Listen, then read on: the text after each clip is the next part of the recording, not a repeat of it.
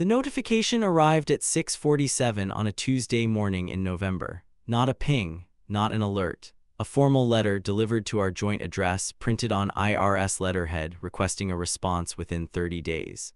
The subject line read, Joint Tax Examination, Tax Years 2019 through 2023. The second paragraph referenced a financial account I had never heard of, registered in my wife's maiden name at a bank I did not know she used. The account had a balance of $214,318. I read the letter twice. Then I folded it on the exact original crease lines, slid it back into the envelope, and placed it on the kitchen counter next to her coffee mug. The mug was still warm. She was somewhere upstairs. I could hear the shower running. Then I went upstairs. I used the guest bathroom. I showered, dressed, made coffee in a travel cup, and drove to the office. I did not say a word. I did not leave a note. I did not move the letter. I left it exactly where I had placed it, at the edge of the kitchen counter, positioned where she could not possibly miss it when she came downstairs. I wanted her to find it without me in the room. I wanted her to have the experience of reading it alone, without a husband to perform for. I wanted to know later, from the shape of how she brought it to me, what her first instinct had been. Whether it was honesty or management, I drove to Hartford, because I had known about the account for 8 months. Here is what Diane did not know, standing in that kitchen in her robe, reading that letter after I had left. She did not know that I had found the account in March, 7 months before the IRS did. She did not know that in the weeks following that discovery, I had quietly retained a forensic accountant named Helen Marsh and a family law attorney named James Whitford, separately, through separate referrals, so there was no single paper trail connecting them to the same client. She did not know that Helen had, over the course of 4 months, reconstructed 61 months of financial transfers with the precision of someone who does this for a living and takes genuine professional pleasure in it. She did not know that in the same 8 months she had been watching her secret unravel toward a government audit. I had been building something vast, something that dwarfed $214,000 the way an ocean dwarfs a glass of water. She did not know that the pen she was about to ask me to use, the signature she was about to request, the one thing she needed from me, the single point of leverage she had over a man she thought she knew completely, was the same pen I had used 3 weeks earlier to sign the lead architect contract on a $347 million urban development project. She did not know any of that. I did, and I had been patient. Patience in architecture is not a virtue. It is a structural requirement. You do not rush a cure. You do not load a foundation before the concrete has reached full strength. You wait, you let chemistry do what chemistry does, and then when the strength is there, when the tests come back and the numbers are right, you build.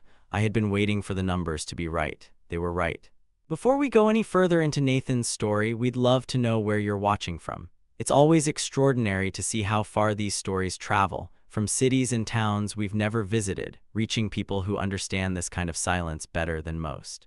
Let us know your city or country in the comments below. Your support genuinely means everything to this channel, and if you're finding value in what you're seeing, please consider liking this video and subscribing for more stories like this one. Now, let's go back to Nathan Cole and the Tuesday morning that ended 5 years of silence. I want to be fair to who Diane was when I married her, because the story deserves that fairness, and because I am not interested in the cheaper version of this, the version where I make her a villain from the first scene and everything that followed was inevitable. It wasn't inevitable, it was a slow erosion, and those are different stories. We met 11 years ago at a design conference in Philadelphia. She was there representing her father's real estate development firm, Hargrove Group, as a junior liaison. I was there presenting a paper on sustainable load distribution in mid-rise residential builds. It was my first conference paper. I had been awake at 3 in the morning 4 nights running, revising it. She came to my talk, which surprised me because it was a deeply technical session and the room was mostly engineers nursing bad conference coffee. Diane was in the 3rd row in a burgundy blazer, and she asked the last question of the session. A good one, a specific one about the trade-off between thermal mass and structural weight in the build I had referenced. I remember thinking she actually listened, not in the conference way, not the polite performance of attention way. She had genuinely been following the argument. We went for coffee afterward because she asked and I said yes, and we talked for 3 hours about buildings, not the business of buildings, buildings themselves, what they mean, what they do to the people who live and work inside them. She had opinions, real ones, and she was not afraid to be wrong in them, which I found rare and attractive in equal measure. We dated for 2 years. I drove to New Haven most weekends. She drove to Hartford when she could. We talked on the phone at length in the way people did before everyone had the same phone and the same apps and the same flat substitutes for actual conversation. She met my parents in Bridgeport and was gracious and genuine and asked my father real questions about his career. He liked her immediately. My mother liked her 3 months later, after she'd watched how Diane handled a difficult evening when my mother was not at her best. That slower approval I later thought was the more accurate one. We were married in September 9 years ago at the Hargrove family estate in Connecticut in front of 230 people in a ceremony her father had largely designed and fully funded. The flowers were $18,000. I know this because I saw the invoice. I offered to contribute and was told with warmth that contained a note of dismissal that it was handled. It was the first time I understood what it meant to be a guest at your own wedding. Gerald Hargrove is 71 inches of old money and older opinions. He built the Hargrove Group from a 2-property portfolio in the 1980s into a 14-building commercial and residential empire across Connecticut and lower New York. He did this through hard work, through good timing, through inherited relationships, and through the kind of sustained confidence that is sometimes indistinguishable from arrogance. He is not a stupid man. He is not even, in his own framework, an unkind one. He believes that wealth is a measure of character, that architecture is a trade rather than a profession, and that his daughter had married, in his private estimation, somewhat below her potential. He never said this directly to me. He didn't need to. His son Brandon, Diane's younger brother, said it for him. Brandon Hargrove is 34 years old and works for his father's firm in what is generously described as a business development role. In practice, this means he attends lunches, plays golf with prospective clients, and occasionally reviews lease proposals that a competent paralegal could process in an afternoon. He has a $90,000 car that Gerald bought him, a wardrobe that costs more than most people's mortgages, and the specific cruelty of a man who has never had to earn anything in his life and resents, at a level he is not consciously aware of people who have. He is the kind of person who delivers insults as jokes so he can call you sensitive for not laughing.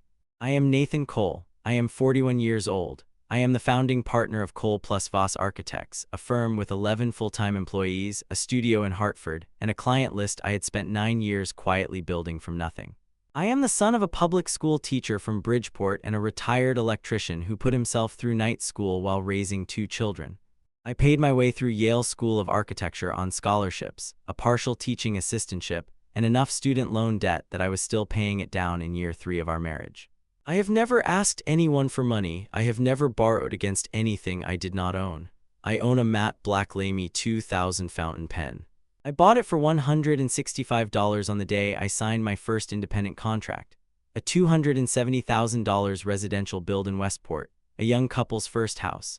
A project that took 13 months and went 2 weeks over schedule because I refused to let the tile contractor cut a corner on the foundation waterproofing. I carry the pen in my inside jacket pocket. The finish has worn slightly at the clip. It is the most honest thing I own. I bought Diane a home. I gave her a life that was not spectacular by Hargrove standards, but was real and carefully made and full of things I had chosen with intention. I loved her in the uncomplicated, bone-deep way that people who grew up without luxury tend to love things, with genuine gratitude for what they have and with care for the specifics. I remembered the small things. I asked the real questions. I meant the things I said. For the first 4 years, I believed she loved me the same way. I am not entirely sure when that stopped being true. I don't think she knows either. That is perhaps the most honest thing I can say about the end of our marriage. It did not end in a single moment. It dissolved slowly through the accumulated weight of 100 small contempts that neither of us addressed. I let them sit, she let them grow, and somewhere in that silence she had started building a door. I found the account on a Thursday evening in March, not through suspicion, not through any planned surveillance or deliberate investigation. I found it through a misrouted email and a printer firmware update. Diane had updated our home printer's Wi-Fi settings the previous week, and in doing so had accidentally linked her personal laptop to my work account's cloud folder sync. She didn't know. I almost didn't notice. But on that Thursday evening, I opened my cloud drive from my work desktop to retrieve a client specification file and found a folder that shouldn't have been there, labeled simply with her maiden name initials. DAH. I should have told her, I know that.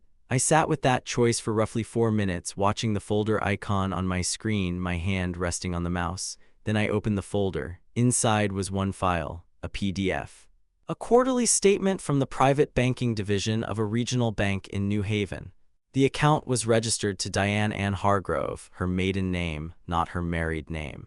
The statement covered October through December of the previous year. The closing balance was $189,470. I scrolled back through the transaction history. There were regular transfers in.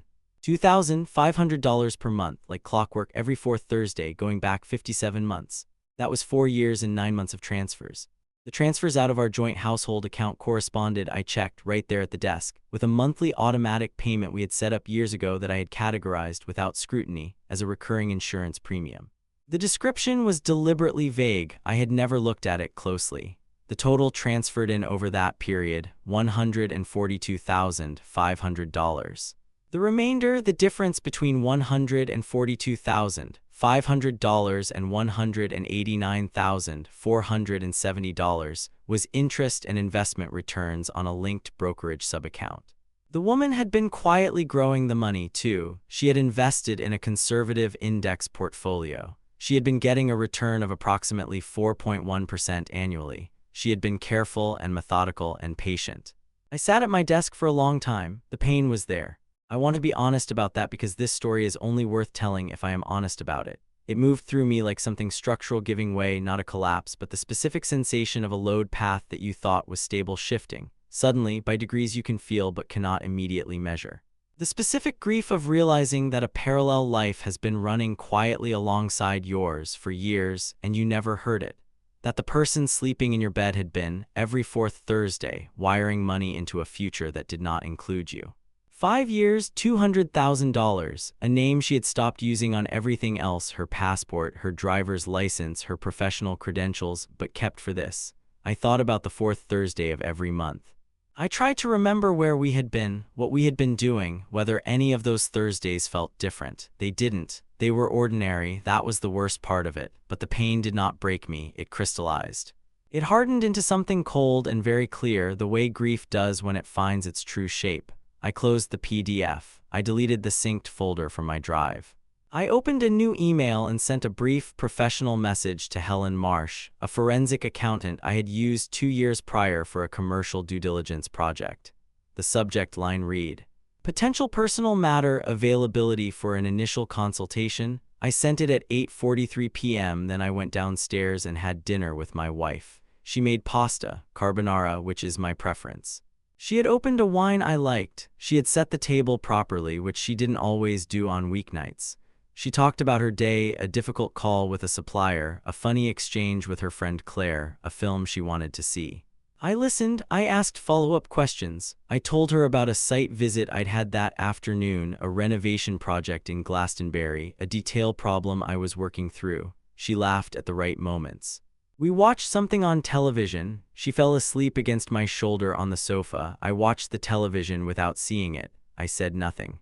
Now, to understand what happened next, to understand why I chose silence over confrontation, and why I chose the particular patience I chose, you need to understand the 5 years that preceded March.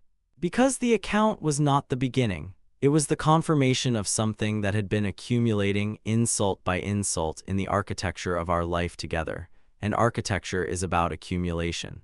It is about the total load, not any single point. I am going to tell you about 5 incidents. There were others. These are the ones that matter for the story. The first incident I date from Christmas of year 2 of our marriage.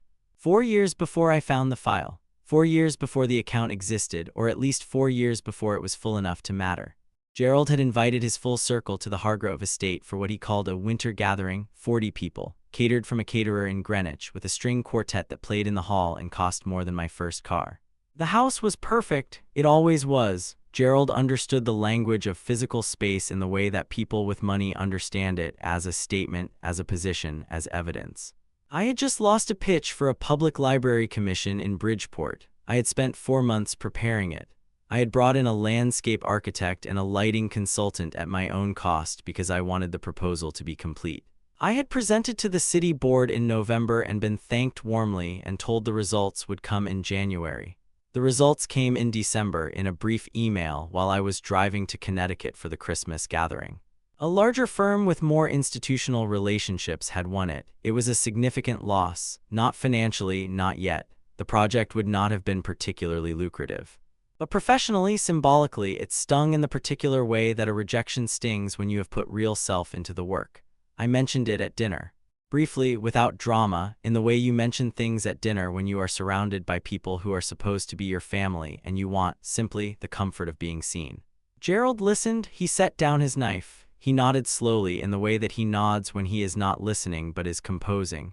The public sector is a difficult arena, he said. Too many variables outside your control.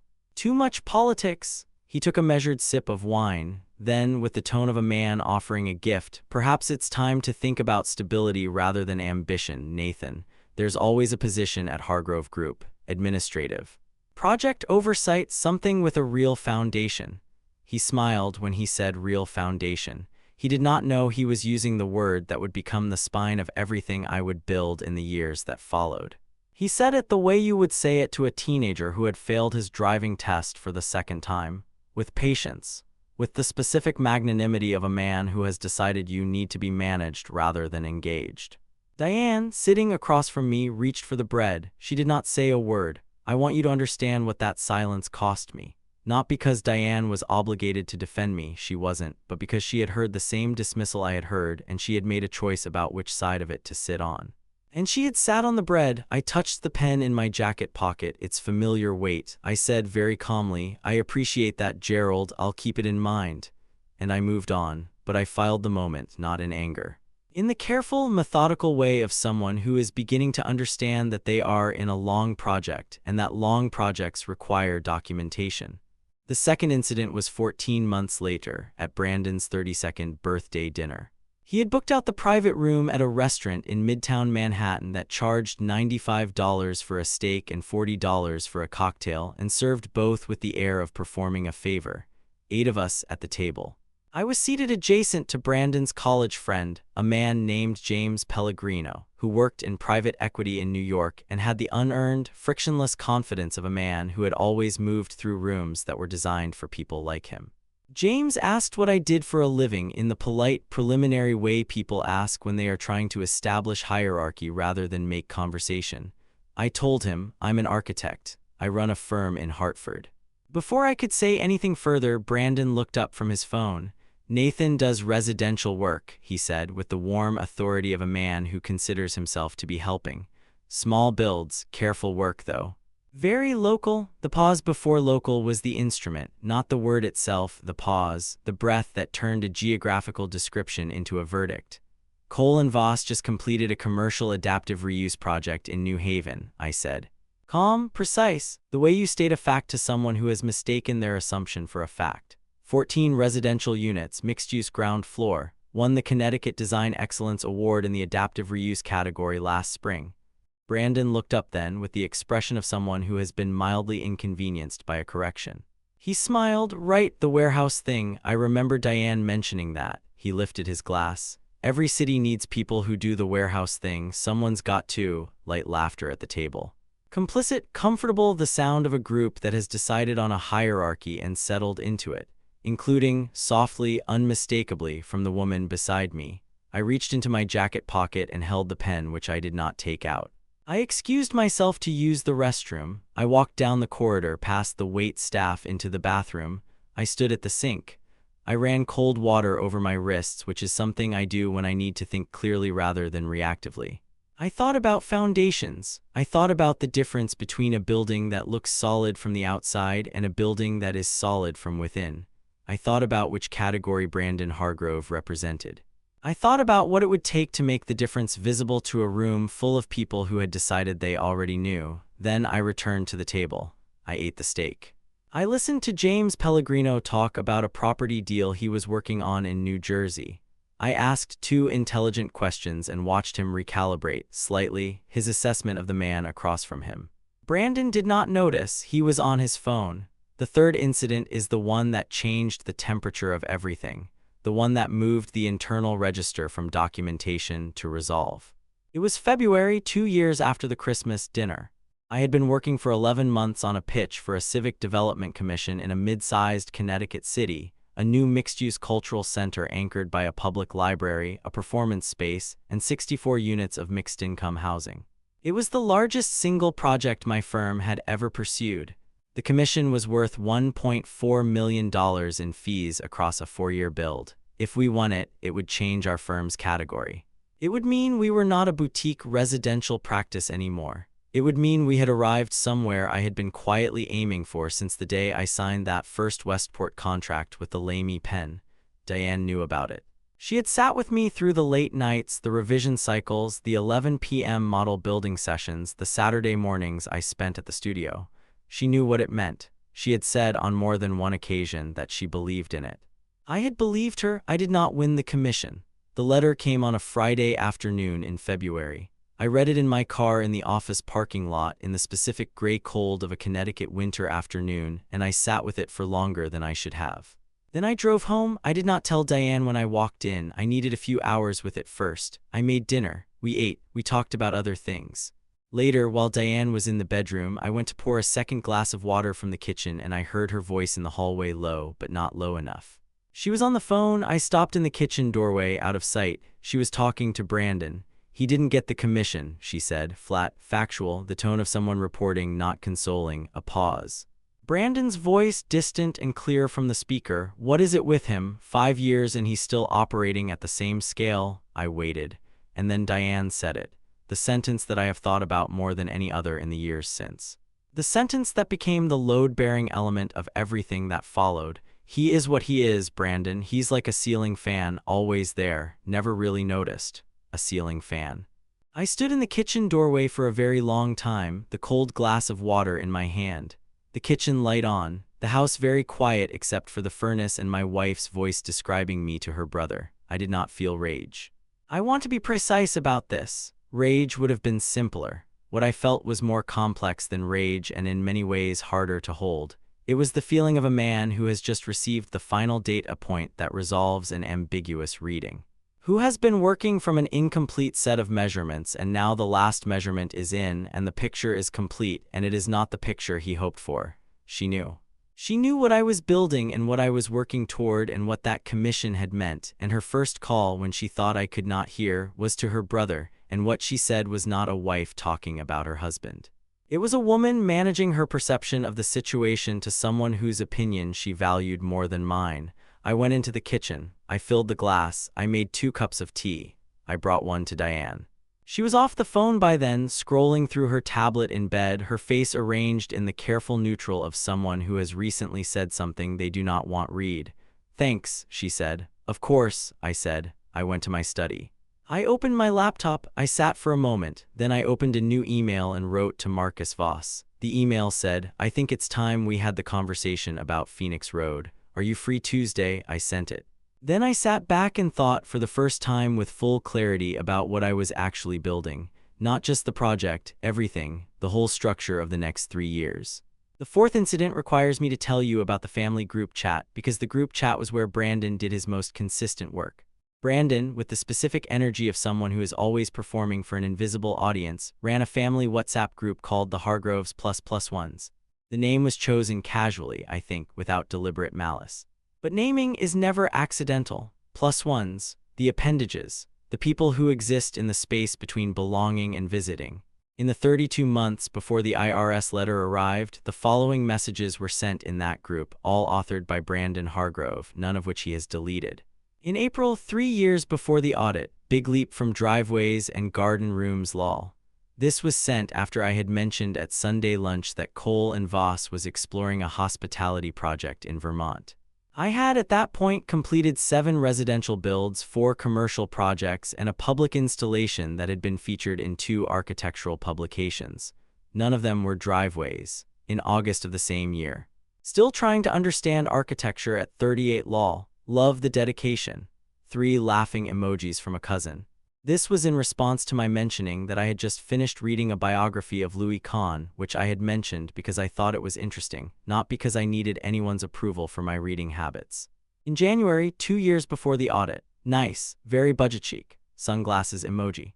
This was in response to a photograph Diane had posted of a restaurant we visited in Lisbon during a holiday I had planned and paid for in full over 8 months of careful saving, a trip I had organized because Diane had said once that she had always wanted to see the city. The restaurant was not budget chic. It was a small family place that had been recommended by a Portuguese architect I had corresponded with. It was excellent. Budget chic was the only register Brandon had available for things he had not purchased himself. In March, 15 months before the audit, a photograph Brandon had taken at a Hargrove Group groundbreaking event, captioned with the square footage of the new development, the projected lease income, the names of the investors. No mention of me. I was not at the event, but the caption was addressed to the whole group, including me, and the subtext was fluent. This is what building looks like at scale with real money by real people. I saved every one of those messages, not in anger, in the careful, patient documentation of someone who understands that the ledger will be read aloud eventually.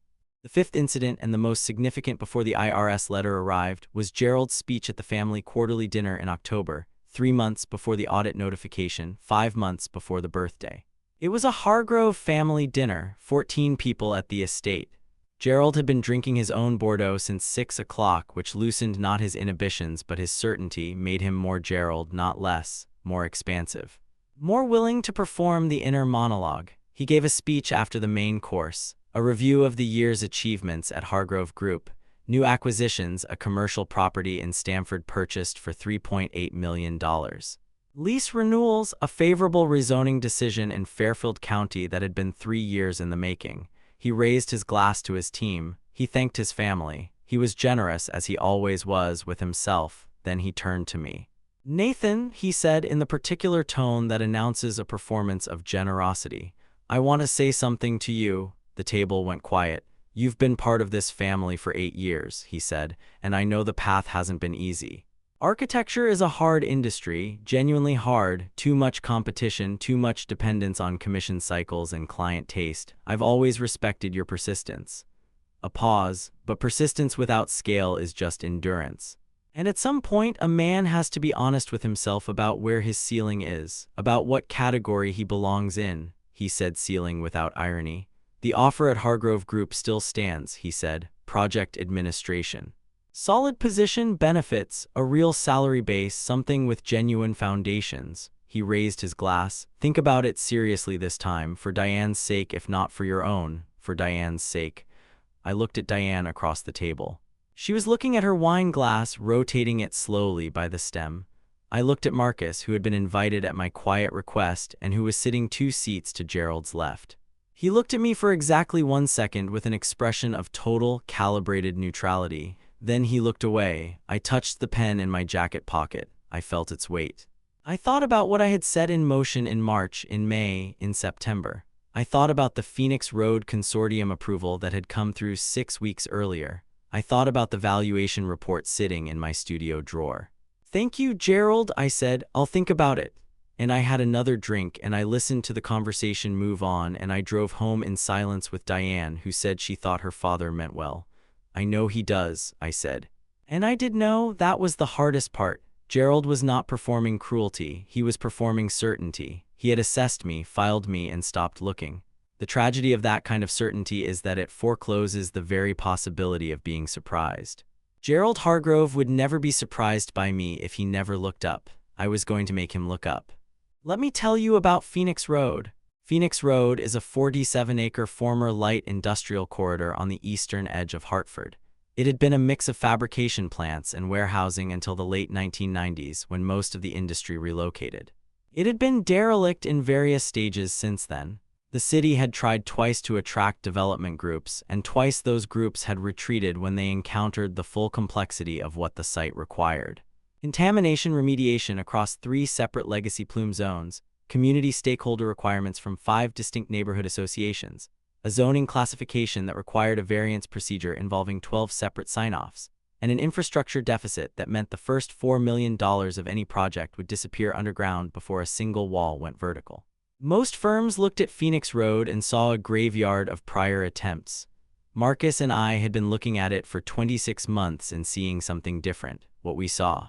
A site that had deterred every underprepared player, which meant that the firm willing to do the unglamorous preparatory work would face no competition at the moment that mattered. What we saw. 47 acres of connected land at a price point that the contamination legacy had suppressed to 40 cents on the dollar compared to comparable clean sites. What we saw. A city that desperately wanted this to work and would provide meaningful municipal support, tax increment financing, infrastructure co-investment, expedited permitting, to the partner that could demonstrate genuine readiness. We had been getting ready for 26 months. In March, the same March I found Diane's account, the same week I emailed Helen Marsh, I met Marcus for coffee in Hartford and I told him everything. The account, the phone call. The ceiling fan, the cumulative inventory of 5 years. He listened without interrupting. When I finished, he set down his coffee and said, "How long do you need?" That was all, no preamble, no analysis. How long do you need? I said, "A year, possibly less." He nodded. "Then let's talk about Phoenix Road." In May, I presented the Phoenix Road concept to a consortium of 3 private investors we had been cultivating over 14 months. The presentation ran 93 minutes. I brought 3 years of site analysis, a complete contamination remediation model with phased cost estimates prepared by an environmental engineering firm I had retained in February, a community integration framework developed in partnership with a Hartford neighborhood organization, and a design master plan that Marcus and I had been refining for 18 months. The consortium asked 47 questions over 2 sessions. I had anticipated 41 of them. In September, the consortium approved. Cole plus Voss Architects was named lead design and master planning firm on the Phoenix Road Urban Development Project. Total development value across the phased build, $347 million. Our contracted fee structure across the full project lifecycle, $8.2 million in phased payments beginning at groundbreaking. In October, the independent valuation report commissioned by the consortium's due diligence team appraised Cole plus Voss at $2.3 million as a going concern. I hold a 61% majority stake. Marcus holds 39%. Additionally, in the same 18 months, I had restructured the ownership architecture of our studio. We had bought out a third, sleeping minority partner over 3 annual payment tranches. I had also formed a separate LLC holding company, entirely in my name, cleanly structured, fully disclosed to my attorney, which owned the Hartford studio building outright. The building had appreciated to $640,000 from the $280,000 we had paid for it 6 years earlier. I own 61% of a $2.3 million firm. I have $8.2 million in contracted fees locked in. I have a $640,000 building in a clean LLC. I have a private retirement account that Diane has never had access to, funded consistently for 9 years. I have a clean balance sheet with no personal guarantees against any Hargrove asset. I am not a ceiling fan. I am the foundation. I thought about this on a Thursday evening in late October, sitting at my drafting desk at 11 o'clock, the studio empty around me, the city visible through the tall factory windows in bands of orange and gray. I took the Lamy 2000 from my inside pocket and turned it between my fingers in the desk lamplight. 9 years old, the finish worn at the clip, the cap still perfectly weighted. I had bought it for $165 and it remained, as a physical object, precisely what it had always been, a tool that I had chosen, that I had used consistently, that had not changed its nature simply because the sums it was now signing had grown. I set it on the desk. I thought about the IRS letter, still in the kitchen drawer. I thought about Diane, who would, I was now certain, use the audit as a mechanism to force my signature on a joint response, to clear her liability, and to proceed from there toward a divorce she had been quietly preparing for years. The account was the evidence of that preparation. The account was the exit. I thought about Gerald's ceiling speech, about the project administration job. I thought about the words ceiling fan and the specific tone in which they had been delivered. I picked up the pen, I opened my notebook to the inside back cover, and I wrote, in the precise shorthand I use for structural load calculations, the outline of exactly what I was going to do. Marcus Voss and I met the following Tuesday at the studio after 7, when the rest of the team had gone. I had printed 3 documents and placed them in a single manila folder. The Phoenix Road contract summary page, the Cole plus Voss valuation executive summary, and Helen Marsh's 1-page forensic accounting brief documenting 61 months of systematic transfers from our joint household account to Diane's private account in New Haven, $2,500 per month every 4th Thursday, misdescribed as a recurring insurance premium. I set the folder on the drafting table. Marcus sat down, opened the folder, and read it from front to back without speaking. He is a precise reader. He does not skim. He read the contract summary the way he reads structural reports, looking for the load path, looking for what carries the weight. When he finished, he closed the folder. He set it carefully back on the table. He looked at me. Does she know about Phoenix Road? No. Does she know about the valuation? No. Does she know you found the account? No. He was quiet for a moment, in the particular way he is quiet when he is running calculations. Then, with the small, measured smile of a man who has spent 30 years building things that are designed to outlast every storm, then you are in a structurally favorable position. I need her to ask, I said. I need her to sit across from me with the IRS letter on the table between us and ask me to sign it. I need it to be her request, her moment, her certainty that she is in control of the transaction. He understood. He always understands the structural logic immediately. It is the thing about him that I value most, that he follows an argument to where it actually leads, not where it is comfortable to stop. Gerald's birthday dinner, he said, 41 guests, family, business partners, the people whose opinion Gerald values most, the people whose assessment of him he will have to live with for the next decade. You want to do it in that room. I want to do it in that room. Marcus looked at the folder on the table. He looked at the drafting desk, at the Phoenix Road site plan pinned to the wall behind me. He looked back at me. What do you need from me? I need you at the dinner. I need you to bring the official Phoenix Road press release, the one the consortium's communications team has been preparing for the public announcement. The announcement goes live in 3 weeks. I need you to have a printed copy with you.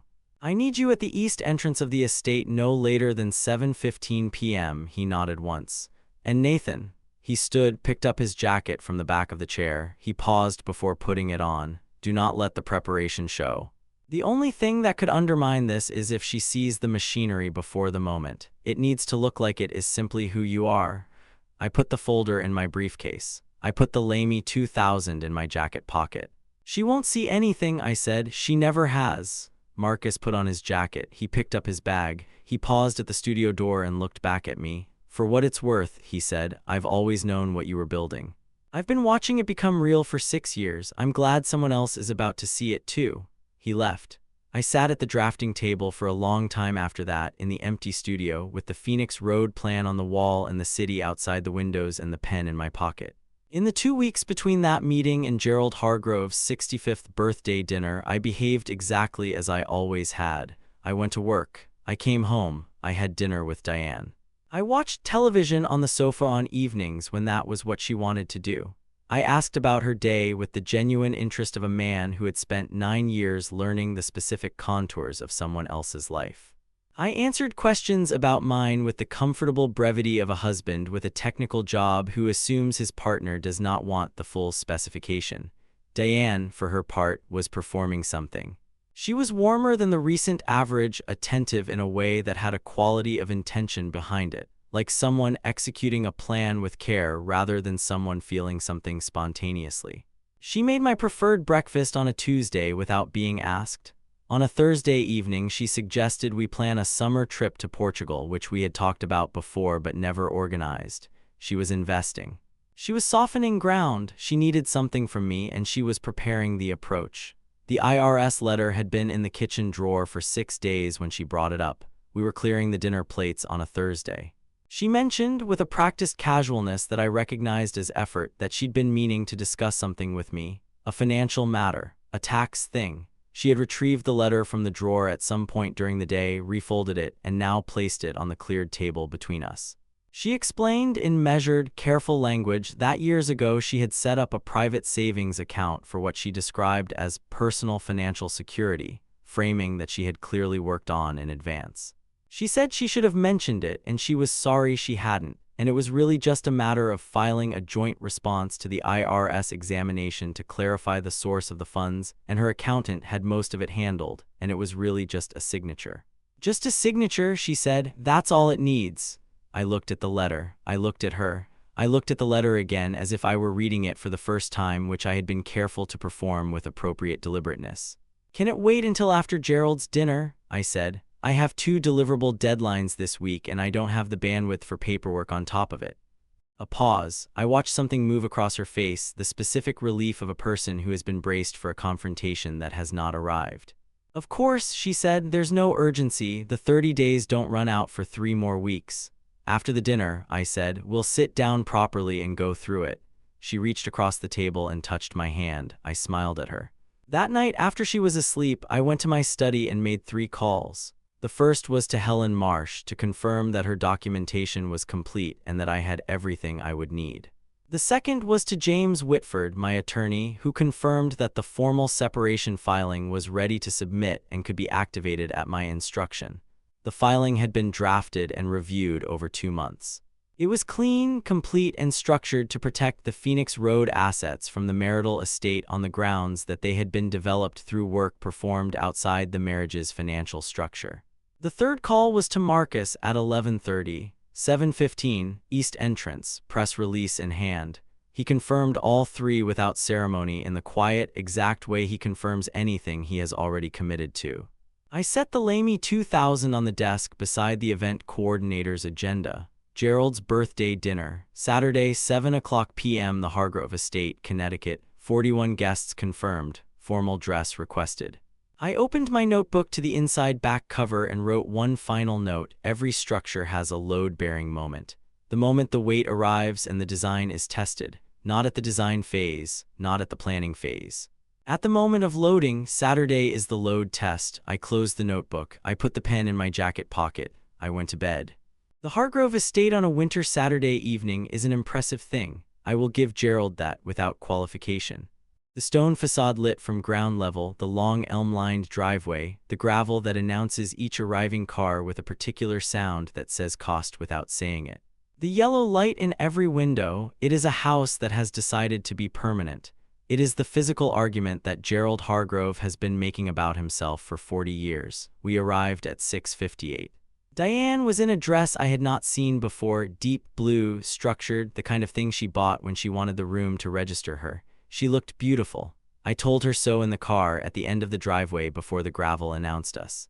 I meant it. Grief and truth have never been mutually exclusive. Inside, the house was warm and full. A bar had been arranged in the east drawing room. Caterers moved through the crowd with champagne on silver trays.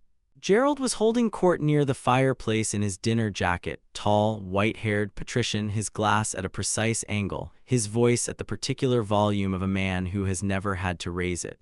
Brandon was at the bar. He saw me from across the room and raised his glass with the specific smile of a man who has already rehearsed his material for the evening.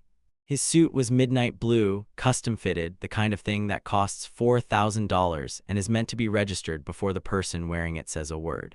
"Nathan," he said as I reached him, "glad you could make it." The cadence of a man who means the opposite, the grace note of every interaction we had ever had. "Wouldn't miss it," I said. "Big week?" he asked. The performative interest of a man who wants you to confirm your smallness while he watches. "Reasonably busy," I said. He turned back to James Pellegrino, who was also present, also in a dinner jacket, also performing the specific confidence of men who believe their rooms are made for them. "Nathan's the steady type," Brandon said, as if I were not standing there. "No drama, just the work." He glanced at me with the warmth of a man granting a compliment he believes is generous. "Reliable, right? Something like that," I said. I took a glass of champagne. I moved through the room with the unhurried ease of a man who has confirmed every calculation and is now simply waiting for the numbers to land. I spoke to Diane's Aunt Margaret, who always asked about my projects with genuine interest and was the only Hargrove who treated me as a professional rather than a project. I spoke to a man from Gerald's firm who had the professional courtesy of someone meeting a junior colleague at a function where they are both required to be pleasant. I spoke to 2 of Brandon's friends who looked through me with the polished, frictionless invisibility that well-practiced dismissal allows. I was calm. I want to name that calm precisely because it is the part of this that people sometimes mistake for coldness or for performance or for the suppression of something more emotional. It was none of those things. It was the calm of completion, the specific stillness of a man who has done the work, who has checked and rechecked every element, who has confirmed every load-bearing assumption, and who knows, not hopes, not believes, knows that what he has built will hold. At 7:14, my phone vibrated once in my jacket pocket. "Marcus here, East entrance," folder in hand. I typed a single word back. 5 minutes. Gerald called the room to the dining table at 7:20. Gerald gave his birthday speech before the main course. He was expansive and warm in the way of a man performing his own mythology. He thanked the room for 4 decades of loyalty and partnership. He referenced the Hargrove Group's year with the pride of a man who has never had to preface a number with an apology. He raised his glass to Diane, to Brandon, to his absent grandchildren, to the business relationships that had made his life possible. Then he looked at me, and to our extended family, he said. The word extended doing its precise work. Nathan, always here, always steady. He smiled, and I could see the decision forming, the familiar one, the one he made every time we were in this room, dressed as generosity, weighted as assessment. The offer still stands, Nathan, anytime you're ready to build on something solid. Light laughter from Brandon's end of the table. Several polite half-smiles from the business partners who had heard some version of this before. I looked at Gerald. I looked at Diane, who was looking at her champagne. I looked at Marcus, who had arrived at 7:15 and been seated, by prior arrangement through the event coordinator, in the single empty chair I had ensured was placed correctly. I placed my hand flat on the tablecloth. Actually, Gerald, I said, quiet, conversational, the register of a man with no performance in him, I've been meaning to say something to this room for a while now. I think tonight is the right moment. Something shifted. The specific change in atmosphere that happens when a room realizes a scripted expected is not the one being followed. Gerald smiled with the patience of a man who expects to be amused by what comes next. I reached into my jacket pocket. I set the Lamy 2000 on the table in front of me, and I began. Diane asked me this week to sign a document, I said, calm, even, the way you read a specification sheet. A joint response to an IRS income examination. Tax years 2019 through 2023.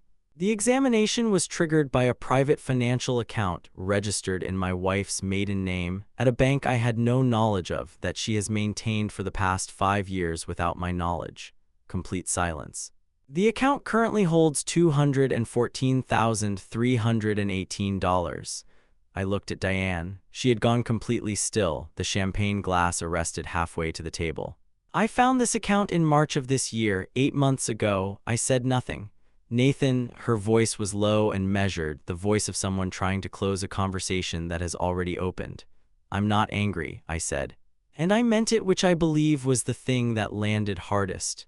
I want to be clear about that. What I felt in March was not anger. What I feel tonight is not anger.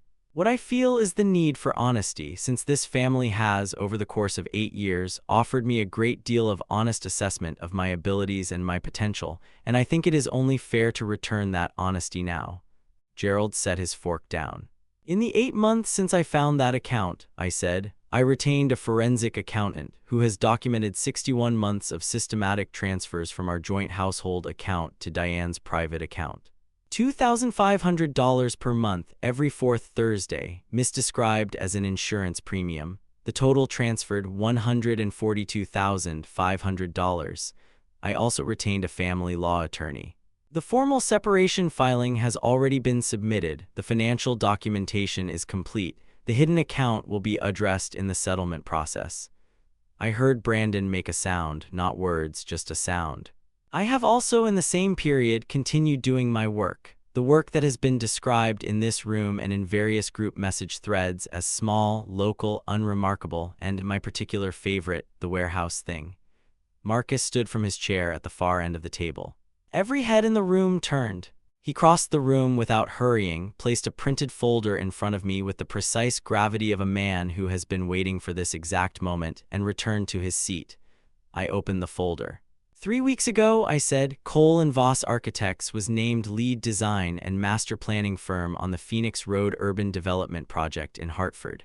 Total development value, $347 million across a phased build. I turned the press release so that the headline faced the table. 41 people could read it. Our firm's contracted fee over the full project lifecycle is $8.2 million, structured across phases beginning at groundbreaking, which is confirmed for spring. Diane made a small sound.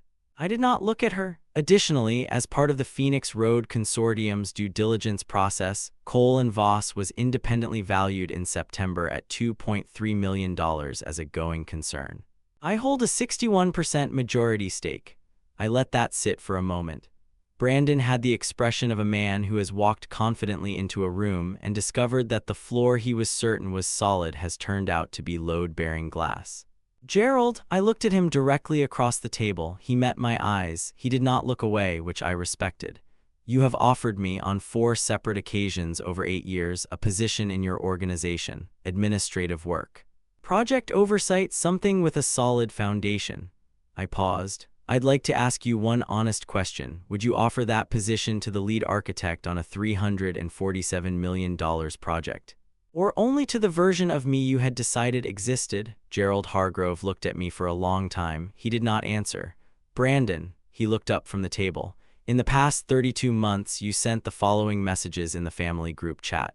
I have them here, but I don't need to read them. I have them memorized. A pause, big leap from driveways and garden rooms, still trying to understand architecture at 38, budget chic, and at a dinner at this table. Every city needs people to do the warehouse thing. The room was very quiet. You have borrowed every unit of authority you've ever had from your father's name and your father's money. That is not a character flaw. It is simply the foundation you were handed. But I want you to understand something, Brandon. When you are standing on someone else's foundation, your assessment of what is and isn't structurally sound is not reliable. I looked at Diane. She was crying, quietly, without performance. The tears of someone who had hoped until this moment that a thing they feared was not going to happen. Diane, my voice was the quietest it had been all night. I loved you for a long time. I want you to know that, genuinely and without reservation. For years, I loved you, and I am not doing this to destroy you. I am not doing this out of rage. I paused. I am doing this because a ceiling fan deserved the chance to stand in this room and show you what he was actually holding up. She pressed her lips together. She closed her eyes. I will not be signing the IRS document as your spouse. My attorney has filed. The account will be handled through settlement. Helen Marsh's documentation is complete and will be submitted as part of the disclosure process. I picked up the Lamy 2000 from the table. I returned it to my inside pocket where it had always been. Thank you for dinner, Gerald, I said. Happy birthday. I stood. Marcus stood. We walked out of the dining room into the cold hallway through the entrance across the gravel. The night was clear. I could hear from somewhere behind the estate walls the sound of the elm branches in the wind. Neither of us spoke until we reached the car. Marcus looked at the road ahead for a moment. Then he said, in the quiet, measured way he says things that he has thought about for a long time, "Well done, difficult business, cleanly executed." I started the car. I did not feel triumphant. I want to say that clearly because the formula for this kind of story says that this is where the protagonist feels vindicated, feels the release, feels the satisfaction of the score finally settled. I did not feel that. I felt a profound and unexpected hollowness. Not regret. I had no regrets about the decision or the execution, but the specific hollow sadness of a thing that has ended completely, with no ambiguity left. The end of a building that was once your home. I drove back to Hartford in silence. The pen was in my pocket. What followed in the subsequent 6 months was not dramatic. I want to be clear about that because there is a version of this story where the aftermath is as spectacular as the reveal, where consequences arrive like a third act. That is not what happened. What happened was quieter and more complete and in some ways more honest. Consequences, in my experience, move the way structural forces move, invisibly through the material, finding the weakest path. They arrive not in a single moment but continuously until the load has been redistributed and the building has found its new equilibrium. The IRS matter was resolved through the formal separation process. Helen Marsh's forensic documentation was submitted as part of the full financial disclosure. The audit examination was satisfied by the disclosure that the $214,318 derived from 61 months of transfers from joint marital funds misdescribed as insurance premiums. In the asset division, Diane was required to repay $142,500, the exact sum of the original transfers, excluding investment returns on the brokerage subaccount. Those returns were hers to retain. I had not sought to take everything. I had sought to take what was accurate. There is a significant difference, and it mattered to me that the settlement reflected it. The divorce was finalized in April. It was clean and without court proceedings. James Whitford had done thorough work, and Diane's attorney was, by all accounts, professional and realistic about the position. Gerald Hargrove's business relationships were attentive to what had occurred at the birthday dinner. 41 witnesses is 41 people who would, in the days and weeks that followed, make their own calculations about what they had seen. Within 3 weeks, 2 of Gerald's longest-standing development partners had contacted Marcus, through intermediaries, carefully, in the way that serious people make approach when they are not yet certain of the reception, to inquire about Cole and Voss's capacity and interest in future commercial work. Gerald did not call me. I expected nothing else. He is a man who has built his life on certainty, and certainty does not call the person who dismantled it. What I had done was not ask for his respect. I had simply made his opinion of me factually irrelevant. Those are different achievements, and only one of them is real. His advisory board, I learned through industry channels, raised some direct questions about governance and due diligence in the months that followed.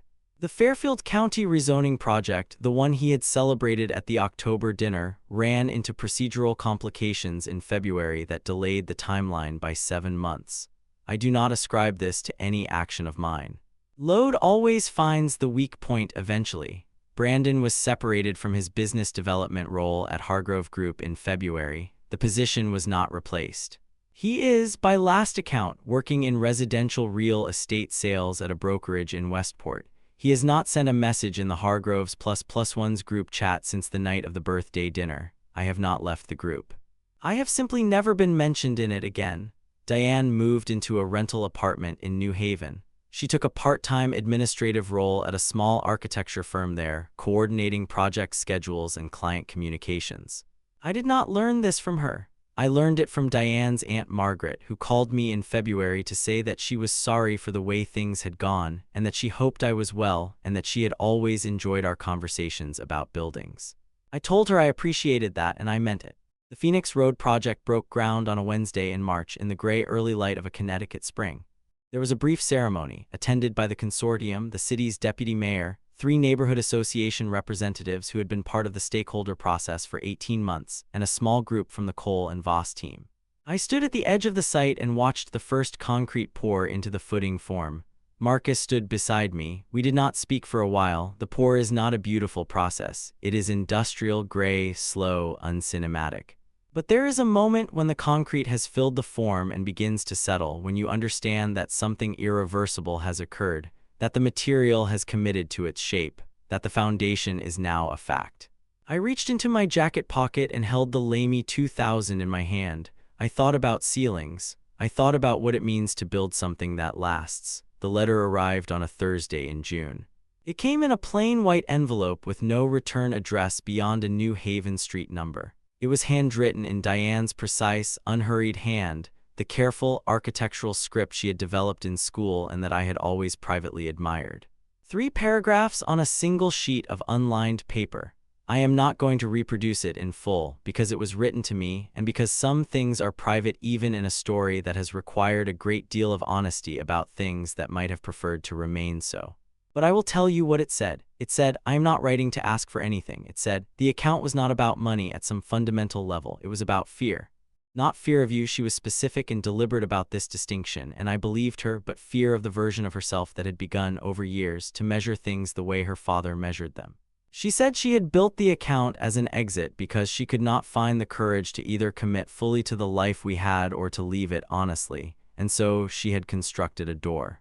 A door that was always there, but that she had told herself she would never walk through as long as everything stayed the same. She said, I was the ceiling, not my family, not the things they said. I was the one who let them define the room, she said. You were never a ceiling fan. I knew that when I said it. I said it anyway. That is the thing I will carry the longest. And then, in the final line of the letter, she said, I hope Phoenix Road becomes everything it should.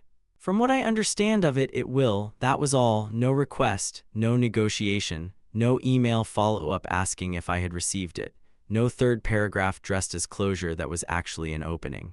Just the admission, clean and offered without expectation of return.